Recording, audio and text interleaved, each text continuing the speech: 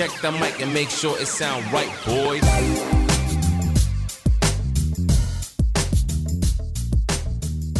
Hey guys, I'm Graham Nielsen. I'm Kelly. I'm Ariel.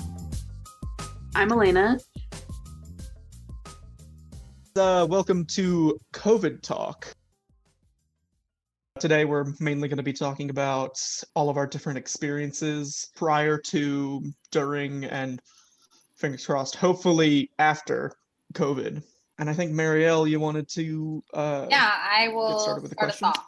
So, first question I have for you guys is anyone working during this pandemic? Yeah, sadly. I'm working. It's a lot of work, especially like going through school like online, having to work on top of it and the mask mandate. I still have people like coming in. It's over a year already since we started masks. I work on a Camp Pendleton. It's kind of like a Marine Mart. All right. Equivalent. It's like a CVS. Like that's how I see it. But we sell like tactical gear and stuff on top of like chips and sandwiches.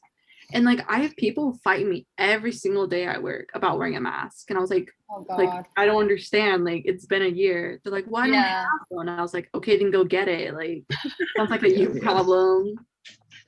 Oh my gosh, no, yeah. I work too and I deal with the same thing. And like people come in and then they're either like, oh, like I have a doctor's note, and they don't even show a doctor's note. A year. It's been a year. I haven't been working. I've been trying to pretty much avoid going anywhere with a lot of people. I wasn't worried about myself getting sick, but I was worried.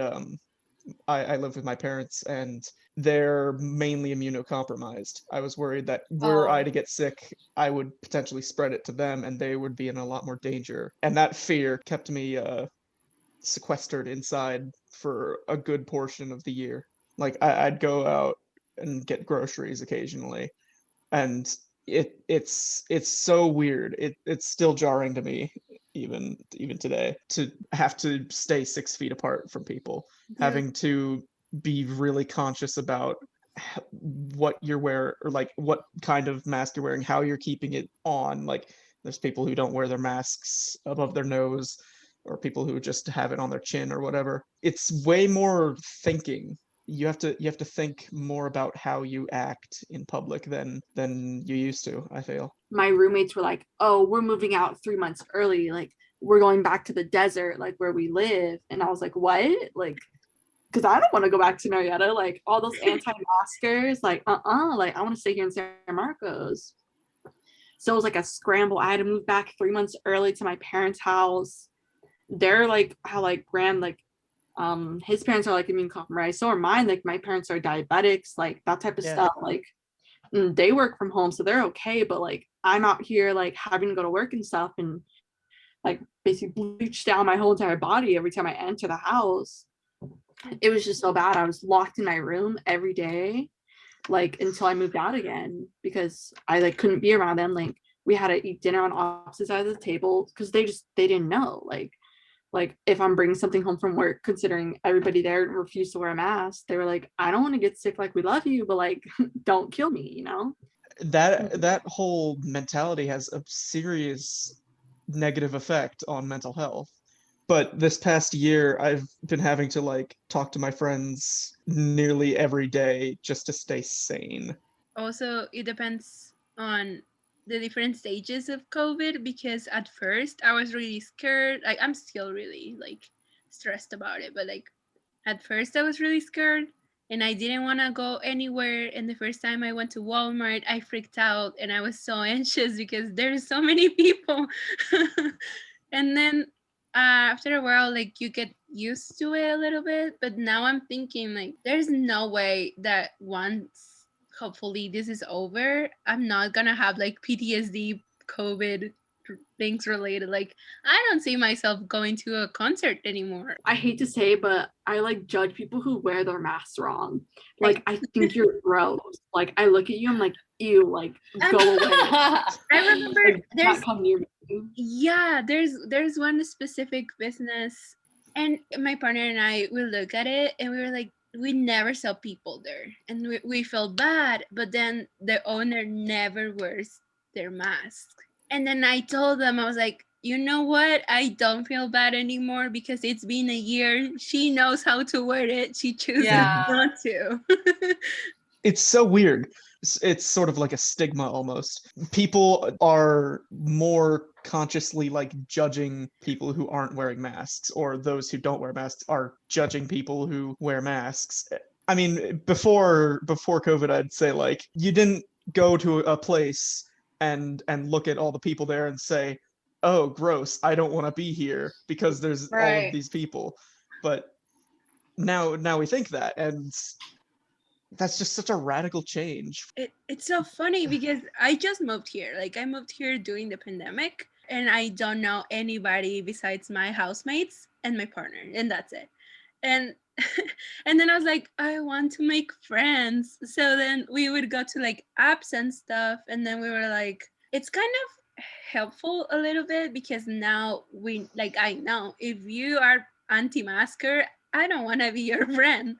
Do you think that the pandemic has made you connect more with others or has made you feel more distant?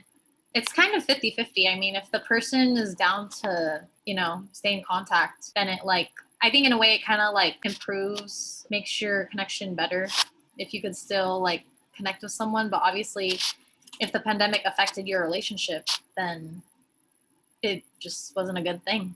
It makes you realize how reciprocal some of your most important relationships are. Exactly. Because the people who don't want to put in the effort to keep in contact with you, you've drifted away from. Yeah, I mean, it sucks, but shows you who actually cares to keep in contact with you. And it's kind of eye-opening, but it kind of does suck losing friends or.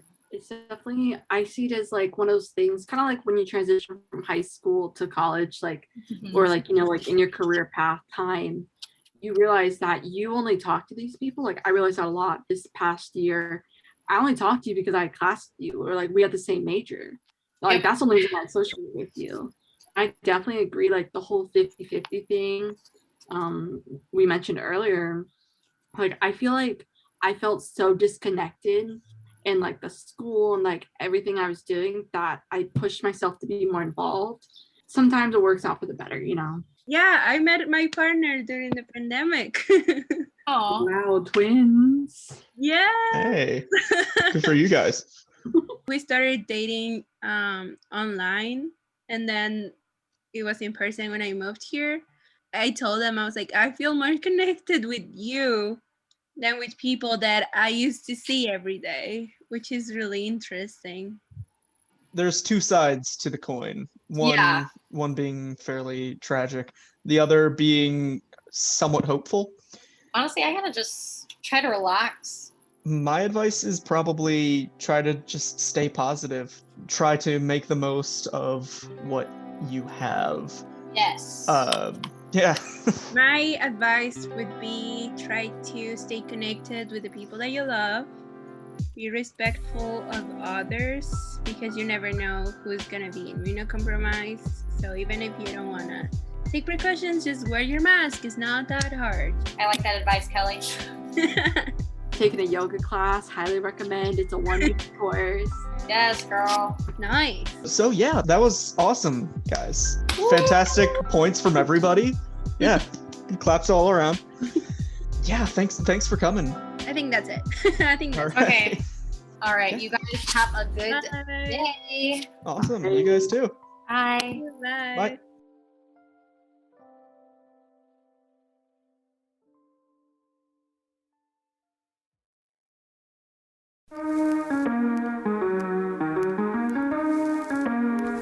This is how COVID-19 has affected San Diego Board Shop in Carlsbad with Alexa Blodorn.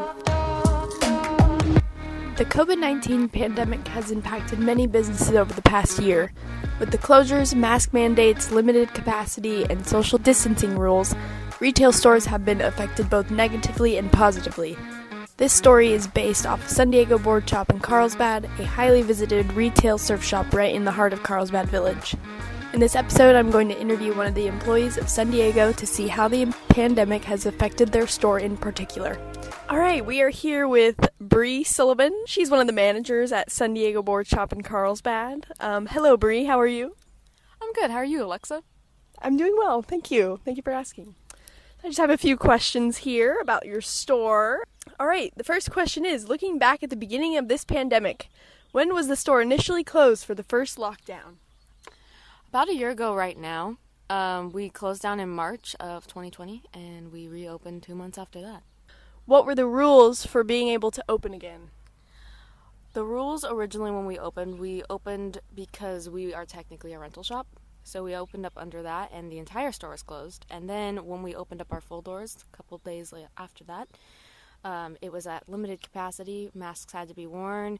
We weren't having anyone try on things in the store. It was only visual shopping, and I don't even think we were doing returns. But yeah, it was very, very minimal. How did those rules affect the customer's attitude about being able to shop again? Yeah, we had some customers who were frustrated with the rules because it was just very limited, especially when we weren't allowed to have people try on. At first, people were just happy to shop. And has the mask mandate been an issue for customers? Absolutely. It's been a massive issue. It continues to be. It's gotten to the point where I don't like to tell people to follow the rules because more often than not, they yell at me. But you gotta do what you gotta do. But yeah, it's a major issue. I've had to call cops. I've been yelled at. I've been called an a-hole. You name it, it's happened. Do you have an interesting story about that?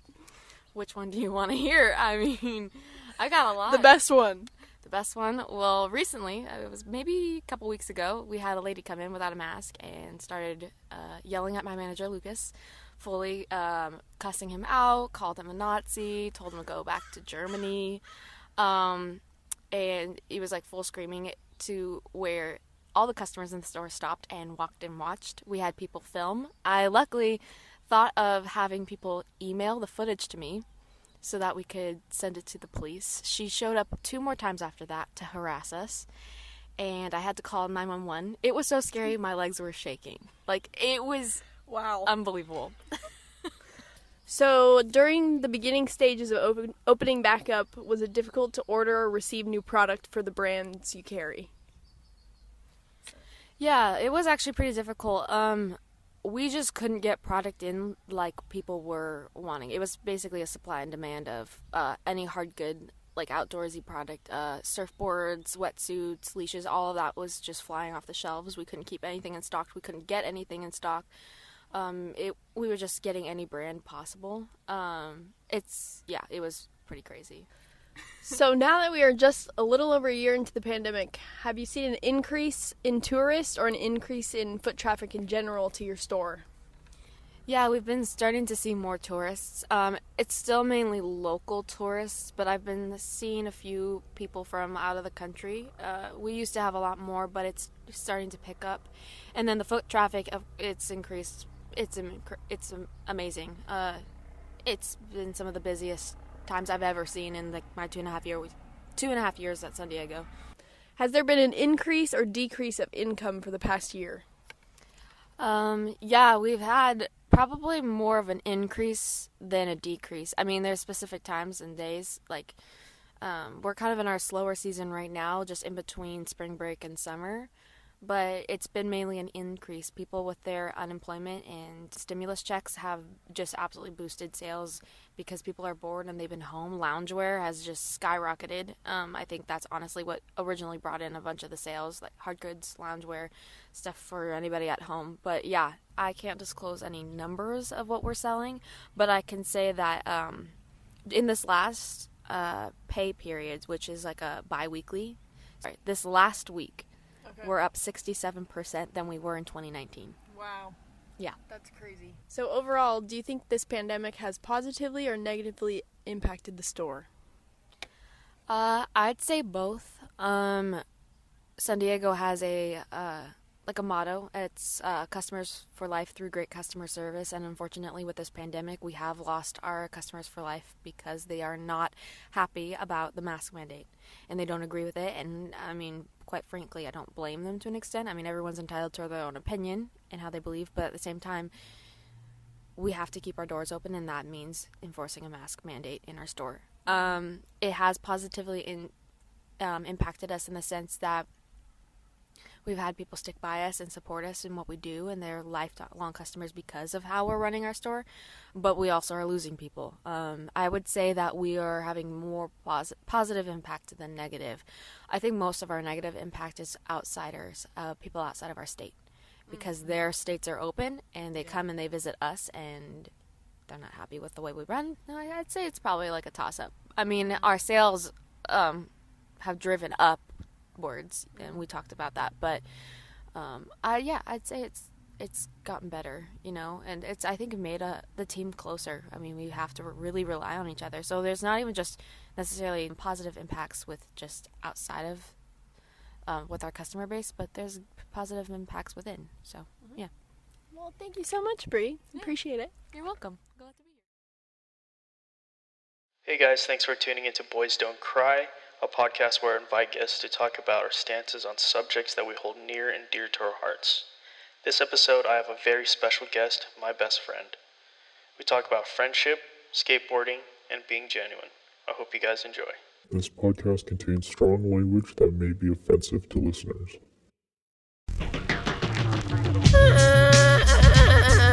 Why are you crying? Can I cry? No. Don't cry. Don't cry.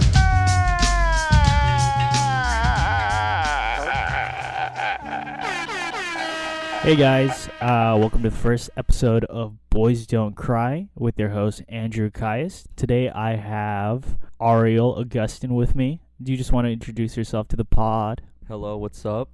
It's Ari. I'm really excited to be part of Andy's first and hopefully not last Boys Don't Cry podcast. Thank you, man. I'm pretty excited. This is going to be the first episode where we just talk about bullshit, you know? I mean, I've known you for a long ass time. About, I'd say, like 6 years now. Yeah. 6 years. I don't know. It's probably longer than that, honestly. I don't know. Like, the first time I met you was really funny. This kid's from Texas, and you see him, like, just with blue pants tucked in and everything. First impression was really like, wow, who the hell is this guy, you know? Yeah, I think I do remember meeting you for the first time. It was pretty funny. I did have a tucked-in T-shirt, into blue jeans, just because I was part of the skate culture. I wanted to look like a skater, you know? Yeah, dude, I didn't like you at that time. I'm just kidding. No, but honestly, like, it's kind of wild because I kind of knew you skated without, like, not even knowing you did, you know? Yeah, I think, honestly, when I was a kid back then, I did want to come across as a skater, no matter how corny that sounds. And, like, in the fact that, because I met you through my cousin Matt. You guys were, like, best friends in high school. And it was pretty funny because, like, the first time we met was at a smoke sesh. Yeah. Oh, my God. I don't know if we're allowed to even talk about our smoking adventures or anything, but Jesus Christ. Like, we went through caves, mountains, just to get a smoke sesh, you know? We literally thought it was fucking badass, man. Like, yeah, that was a cool thing about that back then is because, okay, like, you were fresh out of high school. I just moved here. And what are you supposed to do when you move to fucking California, you know? You're supposed to smoke weed and skate. I mean, that's basically all we did, and we fucking bonded the best of friendships over that, you know what I mean? Yeah. Shit was fucking fun, you know? What else are you supposed to do as a fucking Californian? No, but, like, all jokes aside, yeah, I did meet you at that point. It just so happened it was a smoke sesh, but we did form that friendship over fucking skating, man. Like, that's basically what our friendship was. And then through skating, I met, like, the real you. It sounds fucking lame or whatever, but no, yeah, it did actually bring us closer together. You know what I mean? Yeah. I stopped skateboarding for at least 4 years just because I was doing high school sports and everything. But after I met Andy, he pretty much like, re-sparked that skate creativity. That he re-sparked that fire, I guess, if that's how you say it. Yeah, no matter how corny it sounds, but like skateboarding to me was like everything. It brought me, I don't know, like the music I listen to like just my work ethic, to, I don't know, just like how I hold myself as a person. And it goes beyond skateboarding. It's just like the mentality that you have with skateboarding that allows you to venture off into new avenues and implement that skate mentality into those avenues. And through knowing you, that was really cool to see the like that spark become reignited. All right, skate question number 1. What's your favorite video part and why?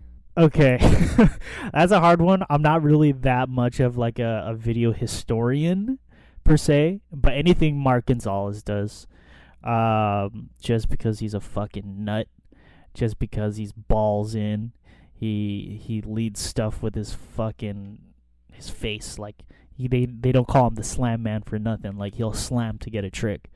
But a video part that actually impacted me personally was a fairly recent one. It was Dylan Reeder's part in Cherry. Just seeing the power and the grace that he skated in was pretty amazing, because growing up I thought like skateboarding was super like murky, like it was like for the outcast, which it is, but seeing such a like a talented, handsome, graceful man doing tricks with such power and such style was very influential for me. And I wanted, like, for the longest time, I wanted to skate like Dylan Reeder, just because he was such a powerhouse. R.I.P. to fucking Dylan Reeder, the best skater of all time. Also in that same video, the Jits in the squad, Aiden Mackey, fucking Sean P, like, and all those kids who came straight from like LA skating. Like, that was influential to me in a way where, like, damn, these kids look good skating. Their fucking style was perfect. The trick choice was thought out. Like, when they did a trick, you knew it was, like, for a purpose, and they did it in such a way that influenced, like, a whole generation. And, yeah, but those video parts were super influential to me. What about you, Ari? Honestly, the most influential video part I've ever seen is probably Antoine Dixon, Baker 3. Hands down the best. Dude probably dropped maybe 3 video parts in his skate career, but that Baker 3 part is very, like, the impact of that video part is crazy, because that thing came out over 10 years ago and kids today still skate like that, you know? And that's what I admire about Antoine, because it's not really how long you've been in skateboard. I mean, granted, he's been, in the skateboarding world for a long time, but he hasn't really had that much video parts. But that's what I like about him. It's the quality he does over the quantity.